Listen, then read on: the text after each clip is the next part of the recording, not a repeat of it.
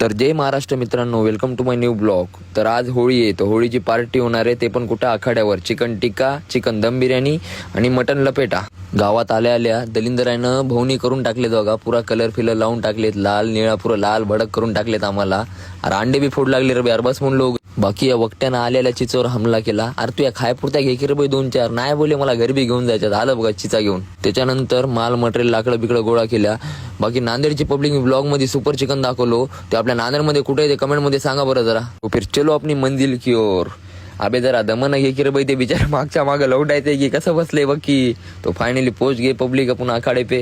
तो चलो फिर. बाकी भाई लोग बोलले भाऊ आमची एक क्लिप घे की ब्लॉग मध्ये, तर घेतली भाईची बी. बाकी भाऊंना आपल्या लाकडं दगड बिगड चुलीसाठी गोळा केले. जे काही तयारी करायलेत बिचारा यायनच करायलेत, मी काहीच करणार गेलो. मी बसलो मोबाईल हातात पकडून. उगन माय ब्लॉगर म्हणतात म्हणलो. झाली बघा आपली सगळी तयारी करून. त्यानंतर चिकन धुवून घेतलं.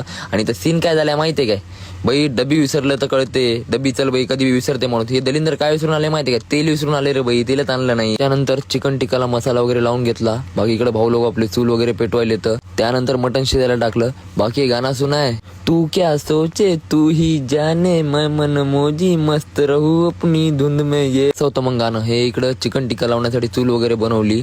जुगाड म्हणतात म्हणलो माय. अरे हाव रे बाई, तूच केला, तूच बनवलास माहिती रे बाई. अरे बाई आणखी रे बाई इकडे. अरे ना शिजवता 4 पीस गायब केले रे बाई यानं. अरे आम्ही काला बसल्या इथं. अरे बा बघूनच तोंडाला पाणी सुटले. म्हणालो ना बाई रेस्टॉरंट मधला चिकन टिक्का फेल यायच्या समोर. हे इकडं मटन लपेटा बी बनवून झाला बघा तयार.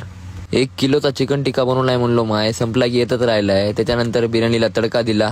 आज तो दिल गार्डन हो गया. ही झाली बघा आपली चिकन दम बिर्याणी बनवून तयार. दुनियाची भारी बनली होती भाऊ, लय भारी लागू लागली. बाकी भावनो गावातले पोरं लय दिलदार राहतात यार, पुरा खर्च त्यानेच केले. तर त्याच्यानंतर जरा स्विमिंग वगैरे केली. तर चला भावनो, जय महाराष्ट्र.